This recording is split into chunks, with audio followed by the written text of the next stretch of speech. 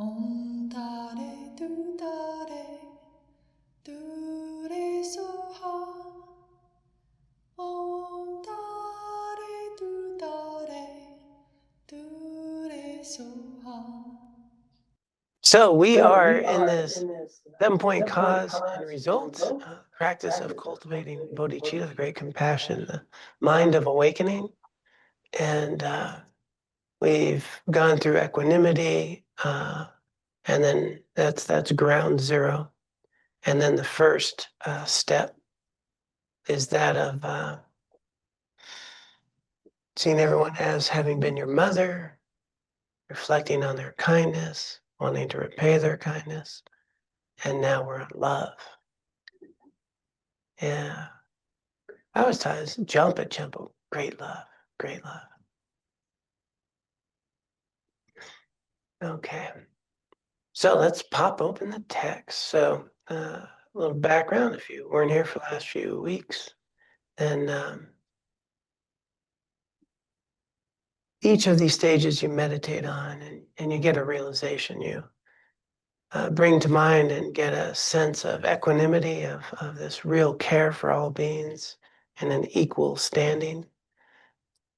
And then the next stage is really seeing how they help you in your own life. The traditional teaching is seeing everyone as having been your mother. So can you recognize that everyone is really giving life to you? And, we're supported all the time. And then remembering their kindness,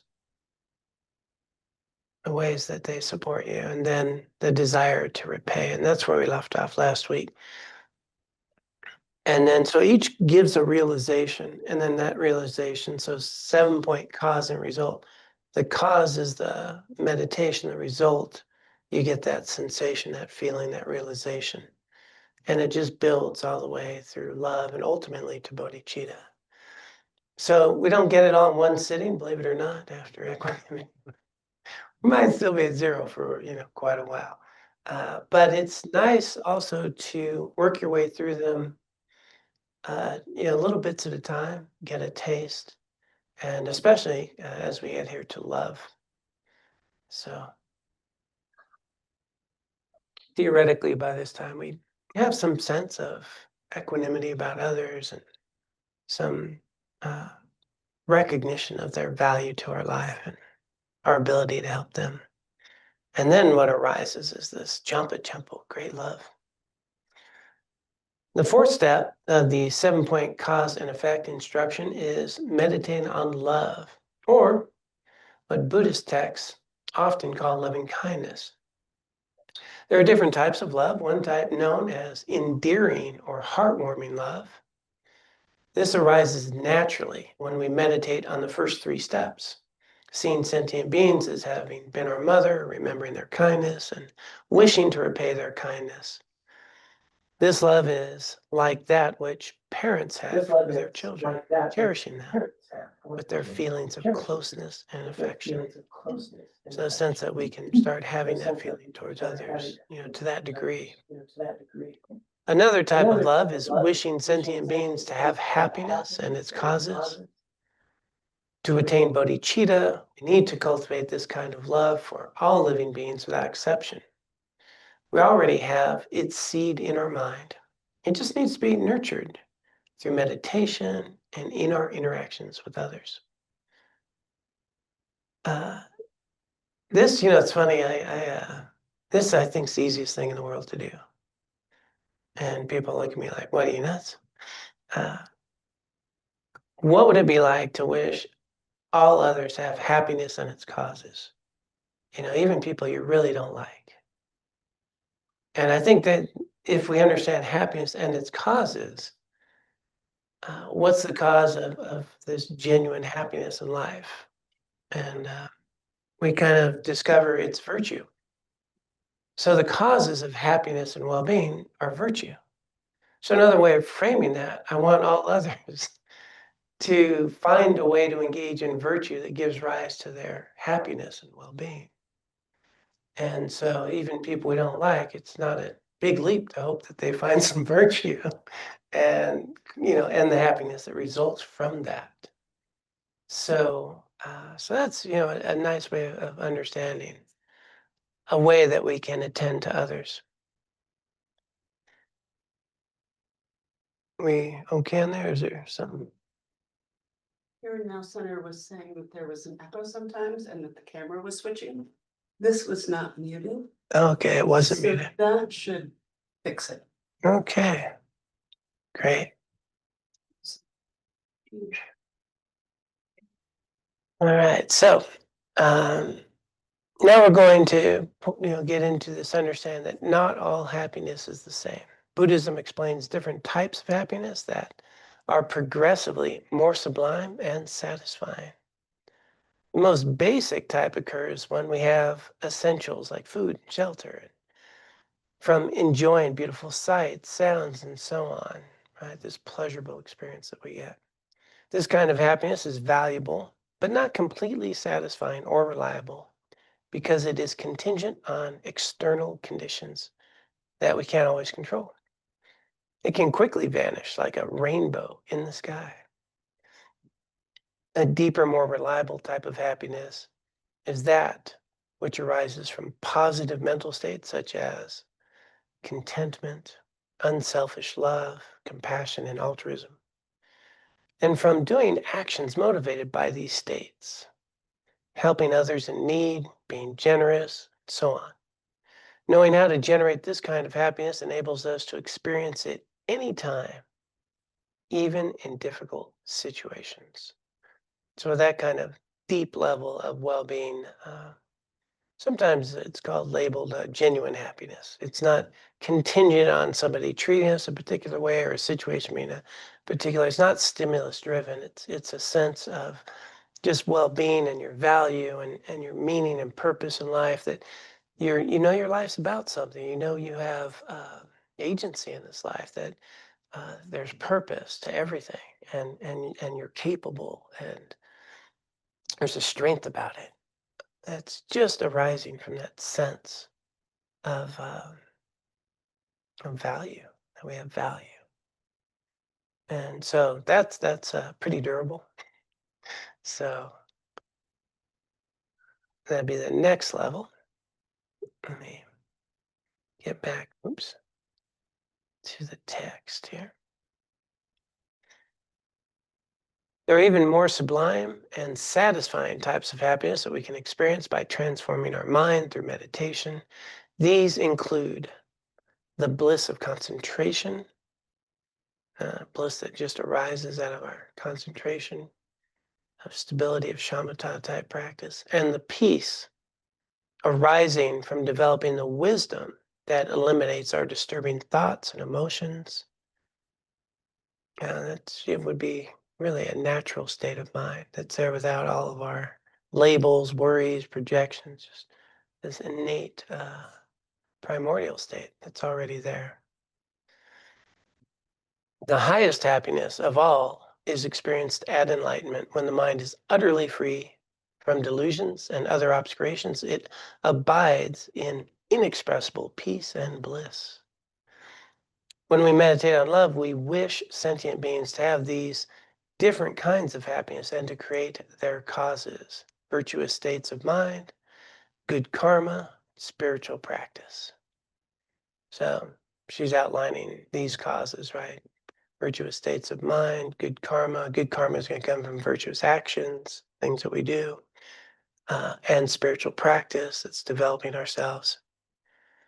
If you have difficulty understanding or even accepting the higher types of happiness, you can begin with simpler types, wishing everyone has food, clothing, shelter, access to healthcare, and so on, as well as emotional stability and peace. These are very tangible for us. The Buddhist teachings explain many benefits of cultivating loving kindness. Some of these can be experienced here and now, enjoying greater health and happiness, sleeping well at night, being liked by others, being able to concentrate, and so on. The long-term benefits include fortunate rebirths, happiness in future lives, and ultimately enlightenment. And I don't want to underestimate something here. It's some of these immediate benefits, enjoying greater health, happiness, sleeping well at night, and so forth.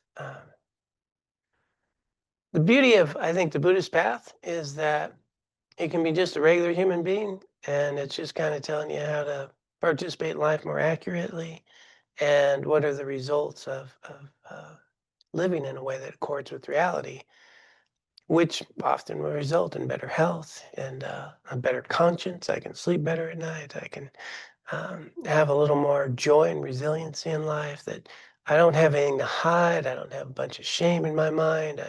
The stress level's not going to be there. And they say like stress is responsible and affects every part of our health, and inflammatory in our body and inflammation in our body and so forth. And just reducing stress alone, increases health and well-being. And so we have these immediate benefits by simply being uh, able to recognize and live in reality more often. Not easy to do.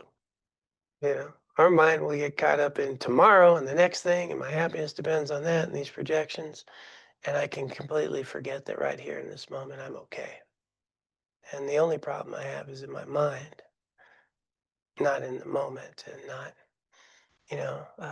when we just start, so difficult to actually recognize we are not the person we were yesterday.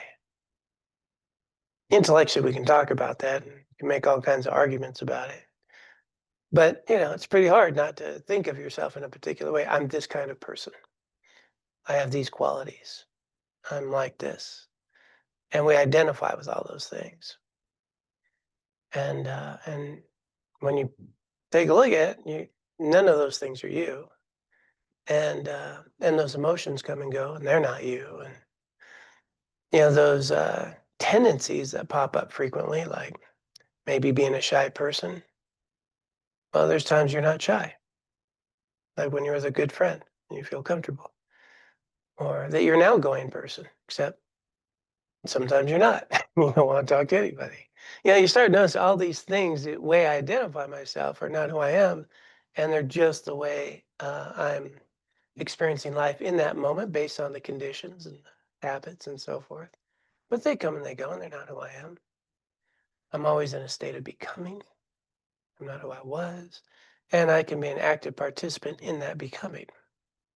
And then, you'll find there's not a lot to worry about in that sense, because our worries are, projections of the mind and fears and worries. Now, somebody's putting a gun to your head, you have a legitimate opportunity to worry, right?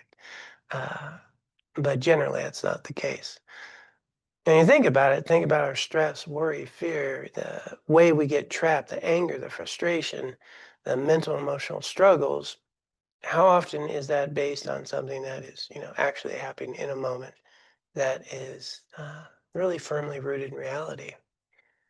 And we're going to find it's very, very rare, if at all.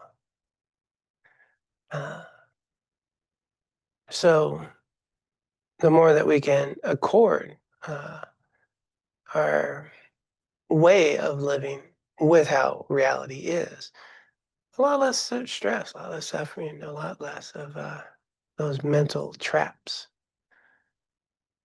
Things are going to be this way or that way. What's always happening is an opportunity in whatever's happening to make good use of your life. Being stressed, probably not making good use of our life, probably. There's some functionality to being stressed on occasion. That's how I got my degree in college. When it's due Sunday night, 1 a.m. Funny how I can focus and get that paper knocked out. So there's a utility there. Uh, but how much of it do we experience that's really not helpful? And so as we're just humans, what's being unpacked here, no belief system, this religion, that religion, this spiritual belief, is just experiencing how we live and what causes well-being, what does accord with reality, what doesn't accord with reality. And all of the Buddhist path is fundamentally how to live in reality. And the answer to freedom is knowing who you are and uncovering your experience.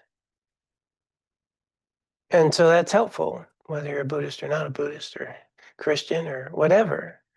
You're going to find these teachings around ethics and virtue, the way it impacts our way of being, the way that we're connected with others, our interdependence with all beings. It's just the way it is. You can be a scientific person with no spiritual set of beliefs in the system, and it's still going to play out the same, right? We're still interdependent. We're still changing moment to moment. My thoughts, feelings, emotions, are rising based on my conditioning and what's popping up into my head, and my belief system about what I need to be happy and what is causing suffering, and we're all having a subjective experience all the time, but it seems like an objective one. And the beauty of that is that's just the way it is. And if we actually start understanding the way it is, then these improvements happen. We engage in virtue naturally, you would do that. And then, of course, the long-term happiness then is as we progress and understand ourselves better, a greater connection, a deeper awareness of our ultimate nature, our way of being, becomes more and more accessible to us because removing all the conditioning that's obscuring it, covering it up, and not allowing us uh, to really recognize it. And so, in one sense, that's really, Buddhism is about removing that clutter. It's removing all that conditioning, all that wiring and patterns, and uh, and having access to that which is already there. And so, wouldn't it be nice if everybody had that? I mean, I'd like to have it, along with a little licorice. It'd be nice to have both. Just saying. Um, but maybe if I had the other, I wouldn't need the licorice. It's possible. So the uh, the opportunity is then that I would like everyone to be well, to be happy, to have their needs met. And we can start there. We don't have to, you know, get to these higher levels. To really start, wouldn't it be nice if people had safety, shelter, clothing, and just having that wish. I hope you're okay. I hope you have some peace of mind, some peace and ease. And so that becomes a practice of loving kindness, a metta practice, loving kindness, that we start seeing others and recognizing our connection with them, and just everyone we come in contact with, we can just have that thought, may you be well, may you be happy, may your needs be met. And it's very palpable. It's very palpable. Uh, people feel it, when you care about them, when you attend to them. You can feel the tension in a room when somebody's angry, right? Is it cold in here? Is that just you? Uh, chilly, or the warmth. Hey, come on in. It's so good to see you. And there's this. It's very palpable, and so we don't have to say it out loud. We can just attend to people with that caring, and it's very helpful. This is usually when I mention sometimes when I travel and I'm that way, and like convenience stores or truck stops, they'll give me a free cup of coffee, all that stuff, and it's little perks. I'm not doing it for the perks. It just happens. But anyway, I share that a lot. And then somebody I met on my travel said, yeah, I was traveling and, they got like a free donut and a cup of coffee because they were doing the same thing. They're like, that stuff works.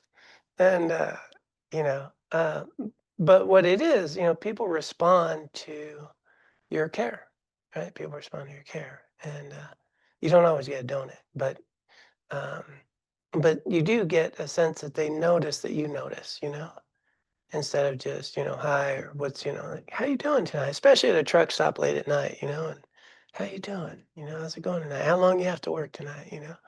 And, people recognize that. So this kind of love that we can have, uh, and the mind is, we meditate on this and we bring it into our day.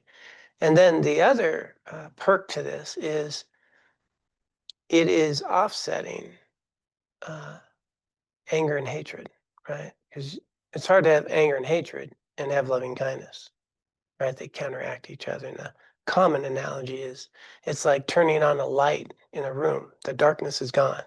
Turn on loving kindness, the anger and hatred can't be there. And so the more that you fortify your mind with that, the more challenging it is for the anger and the hatred to come in and activate our minds. Still can do it, but it's harder, right? It's a very proactive practice. And generally, we don't like being angry, usually, right? So really sweet practice, and we can work our way up to how wonderful it would be if all beings were free. But again, you'll notice that they highlighted the causes of happiness being those virtuous states of mind, the good karma, the spiritual practice, the virtuous action. So people we don't like, what I really hope that you are happy and create the causes for happiness, that you find a way to engage in life with virtue. And I think that's doable. If you're online and want to comment or anything, maybe you could raise your hand as well. Just want to remind you of that. Let's we might actually get through this whole section. Let's see what's happening. Yeah, so the Buddha's teaching explained these main benefits. It's recommended that we start by cultivating love for our near and dear ones. So we bring them into our meditation, really thinking about the people we care for, and maybe happy, maybe well, maybe at peace and at ease and healthy, maybe happy. And then as we gain greater familiarity with the practice, we can gradually extend our love to those who are more distant, those we find difficult, and finally to all beings. So the process is, in a meditation, you really think about your loved ones, you're wishing them well. And then you bring to mind, some people are kind of neutral, don't know that well. Distance, not that they have to live far away, distance emotionally. And then you bring to mind all the political parties that you are not thrilled with in a moment, or people you struggle with, or the people things that trigger you, and you bring them to mind, and you wish them well, and that they're happy and well.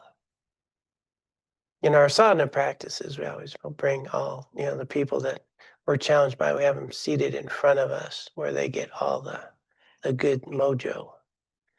And you really cultivate that. And then all beings.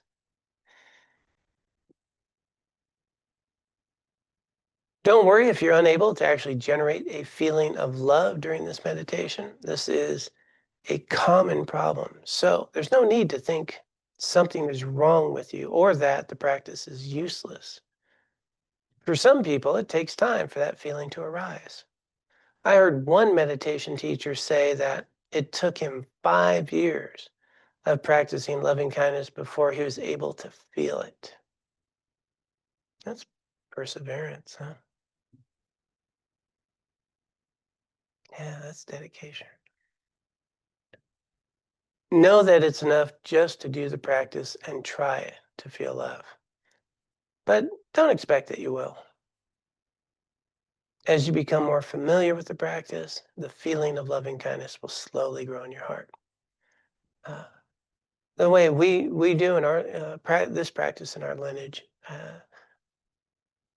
is we start with loving kindness for ourselves. And it's a traditional method. And a way that you can access that and the visualization we have is that we begin with the thought, may I be filled with loving kindness, may I be filled with loving kindness. And then from your heart, you just imagine a warmth of loving kindness filling the entirety of your body, a warmth of loving kindness, of feeling loved, cared for, lovable. And you really start there with yourself, so you get a sense of this warmth of love emanating through your whole body, knowing that you're loved, that you're cared for, that you are lovable. And that way you can actually get a sense of this feeling of love that will then bring to others. So first with myself, then we go through with that feeling, then, may I be peaceful and at ease, free of worries, mental, emotional worries, peaceful, at ease, body relaxed, have some serenity. What would it be like to be at peace and ease physically, mentally, emotionally, having some serenity? Then may I be healthy, may I be well, and just start recognizing the in-breath, providing the nutrients, the vitality of your body, and that building up of the immune system. And then the final one is, may I be happy. May I be genuinely happy. May I know the depth of happiness arising from virtue, arising from knowing that my life is meaningful and that I have something to offer the world. And so one would go through those four stages. And then you bring to mind your loved ones, and then you bring to mind some strangers. Then you bring to mind the difficult ones. And then you bring it to the world. Just that same process. So really sweet practice. And I'll post that on the community. So if anyone wants to do it. And just so you know, there's some newer people here. We have a free community where we post like meditations and the teachings and announcements, like if something comes up and won't be able to be or whatever. So if you're not in the community, you can just join that free. There's an app, and I'll post a loving kindness meditation there.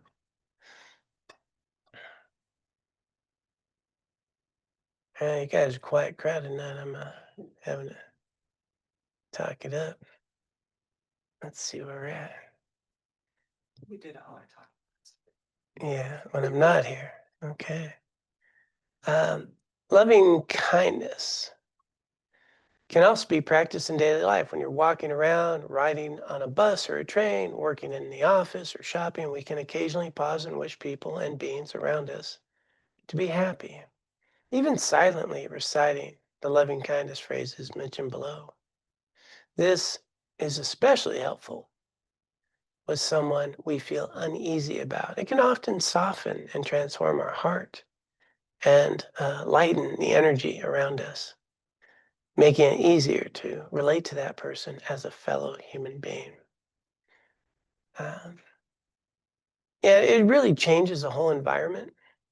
I used to teach high school in what some people call a difficult environment. It was North Long Beach on the border of Compton, and low income area, lots of diversity, and uh, there's a couple of years before I became a monk where I could teach a little meditation to start the class off. It was good. Center the kids, I think it's good. So, and I'd have these like, it was great. These kids, I mean, it could be gangbangers, it could be this, we're going to do loving kindness, and then just to settle down and to bring that may I be filled with loving kindness. We could do 10 minutes. It was a 90-minute period block schedule. And it was great, man. I have these guys coming, say, Miss Bruna, we going to be doing that loving kindness today? Yeah, we'll be doing that, man. You up with that? Yeah, we're going to do that. And, and they'd come in asking, are we doing that today? And yeah, it was great. It was a great way to, once I became a monk, I did not meditate in the classroom, because I got to wear robes in the classroom and teach. I taught 3 more years in robes, but I didn't want any, conflict. But it was fun. They would come in, they would request. It made such a difference in that environment, really palpable. So let's just tap into any other sage advice. See if anyone has any questions, thoughts, or comments. Otherwise, we'll be out here early and I'll be eating dessert. So I kind of. Yeah, we'll go through describing her guidance, which is a little different than mine. What I like, let's see. So go into your heart and get in touch with the feeling of love. One way to do this is to think of someone you love, such as a parent or grandparent, a child, or a pet. So sometimes that's helpful to bring to mind, you know, uh, someone you really care for. The way I describe it, we're really starting with our heart and it's coming from the heart. So some people, can struggle with some of those relationships. But if you can think of a pet, a child, someone you really love, it's preferable to not think of someone you love in a romantic or lustful way, as that kind of love is often mixed with ego, attachment, and expectations. So grandparents' love for a grandchild, that kind of thing, that real sense of joy that you can have for that.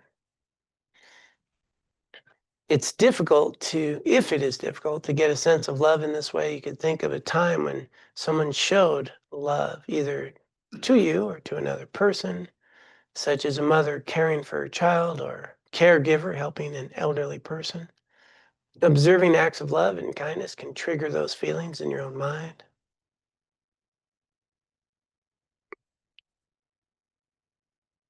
There's just things I shouldn't say. I don't know, they just popped in my head. Like when someone buys your Starbucks for you when you pull up to the window and they paid it for it. Ever have that happen? I know we're in a rural area, but in the city you pull up and yeah, the person before you bought the Starbucks for you. So you can bring that kind of love, appreciation, kindness. I'm just not going to say what I keep thinking. So once you're in touch with the feeling of love, bring to mind a number of people who are close. You are close to family members, friends, neighbors, and so on. Imagine this group in front of you. Let feelings of warmth and care arise in your heart. Then focus on one individual at a time um, and reflect that this person, just like you, wants to be happy. Feel how wonderful it would be if they could be happy.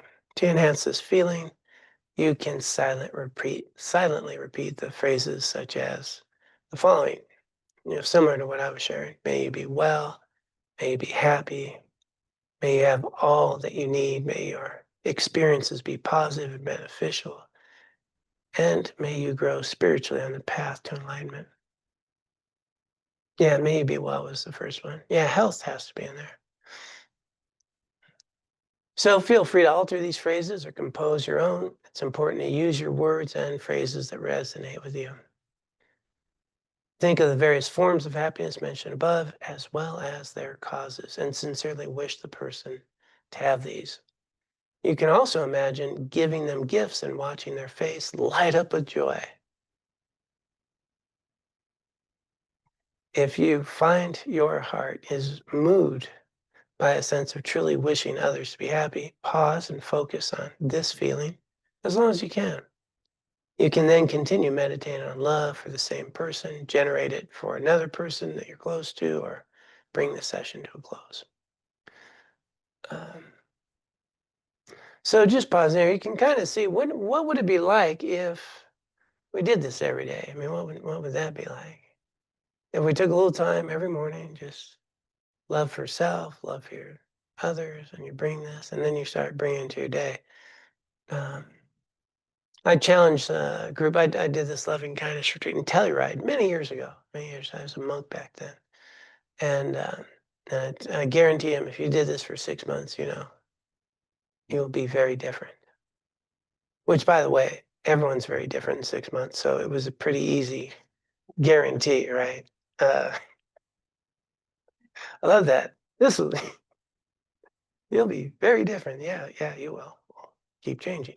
But a friend of mine actually did it and took it on, just radically changed her life. Just radically changed her life. It was, yeah, pretty wonderful.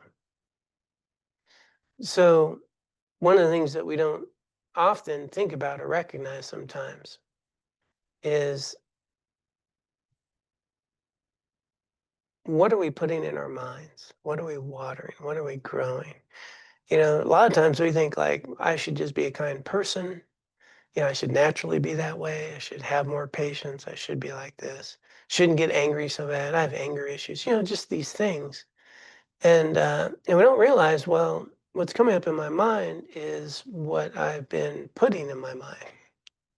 A lot of attachment and aversion and belief systems and judgments. And so, anger, resentment, frustration. I can consciously water, nurture, and grow loving kindness and compassion in my mind on purpose. And that grows, right? That grows. We want to be more loving. Well, we practice watering, nurturing attitudes, thoughts, experiences of love. And we can do that. But if I don't keep doing that, and then I expect myself to be a certain way, it's going to be kind of hard. It's kind of like, I'd love to speak Spanish, but I'm not going to go to take a lesson or anything. I'm just going to go to Mexico and hope for the best. But if I can every day water, nurture, and grow certain thoughts and attitudes, well, they become more and more connected to my consciousness, my way of being. Our thoughts, emotions, and they come from somewhere. They don't just arbitrarily show up. And it's very easy to water seeds of judgment, because it's easy to judge. We need to, right? Is this safe, not safe? But then we start labeling people and we start believing those things. And then life ought to be this way. And then anger, resentment, so if we could see that everyone I meet is just like me, trying to find their way, trying to be okay, we all have this dis-ease of samsara, of confusion, basically. And the fact that I have a little less of the disease than someone else doesn't make me better than them. It makes me more fortunate. I have less of the disease, that's all. And maybe because I have less of the disease, I might be able to be more helpful to those who have it a little more. And then, there's no reason to get mad at people who are, caught up in their disease. We don't get mad at cancer patients because they have cancer, hopefully. Uh, why would I get mad at someone who's suffering from a disease of confusion and affliction? And, you know, that doesn't make much sense. But I can forget all that, you know, and get all caught up. So we have the opportunity then to water, nurture, and grow this quality of loving kindness with ourselves and others. And then that just becomes more and more natural, right? What we water grows, neurons that fire together, wire together, the wiring, that takes place with our experience. We can actually be a participant in who we become instead of just hoping for the best every day, which I find really not that helpful. There's a common common definition of mindfulness, which is, present moment awareness in a non-judgmental way, right? Just present. And, but that's always kind of a defensive state. I'm trying to be present in a non-judgmental way and trying to respond to what's happening in a healthy way. But you can proactively water, nurture, and grow certain thoughts like gratitude and kindness and compassion on purpose ahead of time. So you're not, you're proactively bringing certain attitudes and thoughts and not just being, kind of responding all the time. You're actually cultivating. One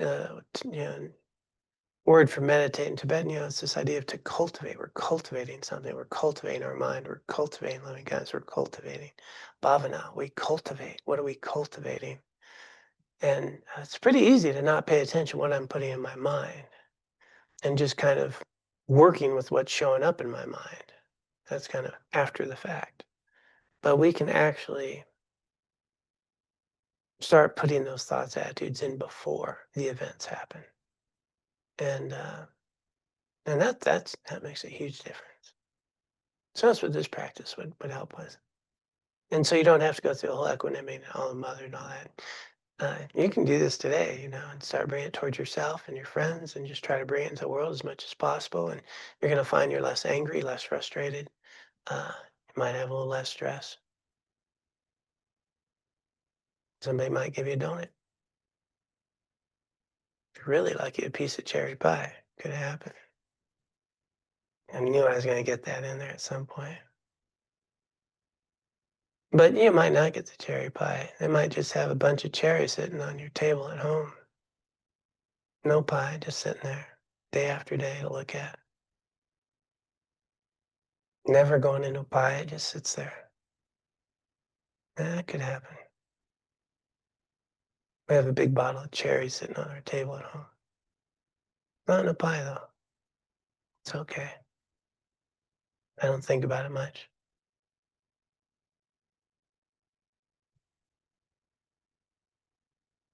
Ah, all right. Ashley, all right, you did like a physical hand. All right, I like that. Yeah, one thing I've been experimenting with is doing that when I'm driving, like sitting at a stoplight, Uh-huh. looking at the other cars and thinking about, okay, well, each one of them is going somewhere. They all have hopes and they're all just like me trying to be okay and kind of wishing them well and wishing them to get to their destination safely. And so that's really helped a lot when traffic is at a standstill.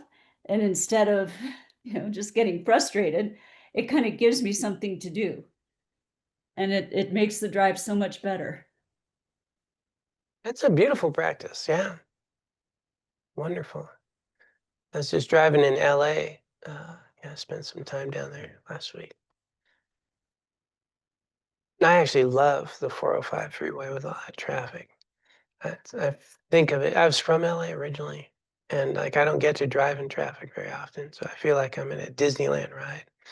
Like I'm gonna see if I can get in there, get off, get in that lane. Am I gonna make it over there? And give people space. And we get to that practice that we're all trying to get somewhere. And it's lovely. Ashley, yeah. I like doing that because I get to leave. I don't have to do it every day. Every day it'd be a little more challenging. But yeah, what a rich practice. You can do that in the waiting room at the medical clinic, airports, big, big, beautiful place to do that. Everybody's, so many people caught up in stress. Yeah.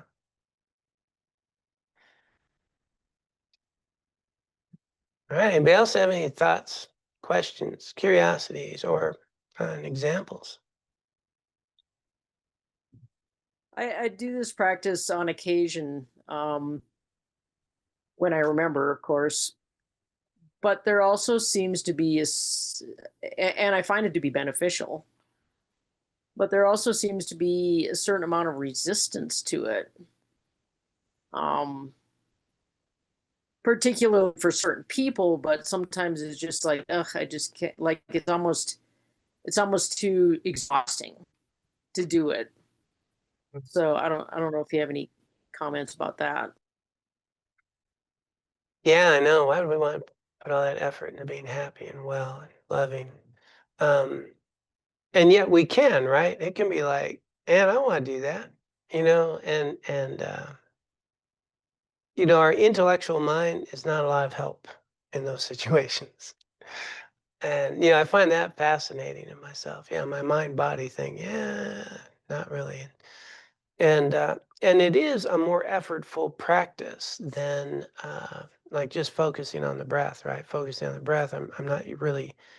I'm avoiding cognitive activity. This one, I'm using cognitive activity, right? I'm bringing to mind something. It's effortful in that sense. So there's going to be often some challenges to that. Have some resistance. Don't have to use my mind when I could just be in the breath, or just not in the mood, right? And so it's common is the first response to that. And what can be helpful if you want to do the practice and you're not feeling up for it is just 5 minutes on yourself, right? Just 5 minutes on yourself. 5 minutes, sit down. May I be filled with loving kindness, and letting that love permeate your being. You know, may I be peaceful and at ease, and what's it like to be at ease? Let the muscles relax with the exhale, let go of any worries or stresses. You know, may I be healthy, may I be well, the in-breath, just vitality coming in your body, the exhale, letting go of any illness or mental issues, just, and may I be happy, may I be genuinely happy. And just a little 5 minutes on that, that's usually an easier sell than having to, bring it out to a bunch of others, and can be a really transformative 5 minutes.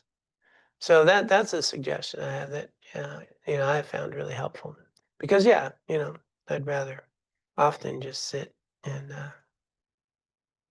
train the mind and not activate those practices. But the benefits, if you do that, even for the 5 minutes for yourself, and then you go out in your day, you're going to notice a different way of being with others. Is that helpful? Yeah, thanks. One of these days, somebody's going to just say, "No, not really." Yeah, no, not really. Got anything else?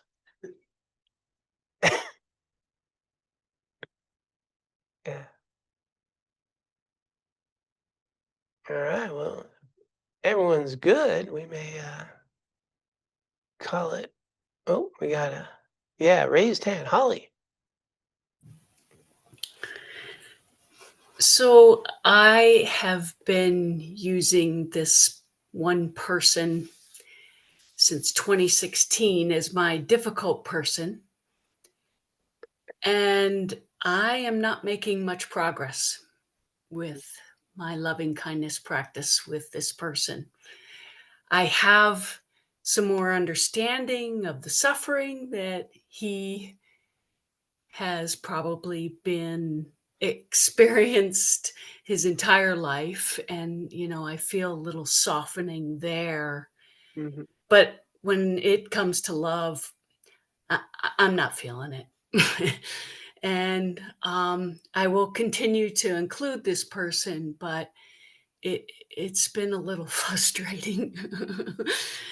So I just wanted to share that. Thanks. Yeah, thanks. I promise I'll work. I'll try to be better. Uh, Oh, thank you. I appreciate that. yeah. Uh, yeah. But as you pointed out, there's a little softening, and what I notice is that you're tapping into their struggles, and that's the direction, right? That's the direction. When we know people's struggles, when we know the hardship they endured, when we know their suffering, we can soften a little around that. And my recommendation there is where I started at the beginning, is instead of, like, if we're doing the loving kindness, we're offering this love and we're not feeling it, you can shift to I want them to be happy, and create the causes for happiness. Wouldn't it be nice if they discovered a way to be kinder? Wouldn't it be nice if they discovered the value of virtue? Wouldn't that be nice? And and see how that would alleviate their suffering, right? Their struggles. And so that might be another point. Instead of trying to have a feeling of love towards them, we can really start with the wish that they can discover a way out of their, whatever their challenges are and their behaviors are that are difficult. Wouldn't it be nice if they, find, some teaching or teacher or care or connection in a way that's healthy for them, and find a way and discover the value of virtue. Wouldn't that be nice? um, and you can visualize them, just having some ease in their life as they discover the gift of virtue. That might be another kind of approach.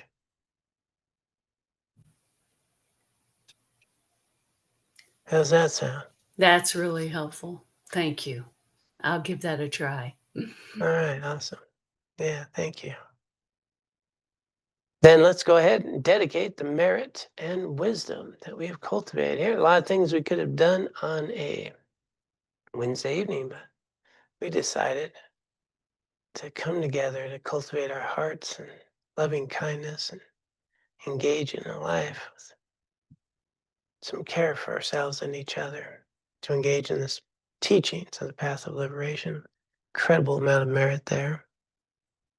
So let us dedicate any merit or wisdom cultivated from our time together here and throughout our lifetimes, dedicating all the merit from our lives, our efforts, wisdom that has arisen in our lives for the benefit of all beings. May our collective efforts find their way into the world, eliminating suffering, cultivating well-being and freedom, some joy. May we also dedicate this for our own spiritual growth, that we may continue to water, nurture, and grow our spiritual path, and ultimately liberate ourselves from the afflictions that bind us to samsara, so we can be of greatest benefit to all. And with that context, those who care to can join me in the formal dedication.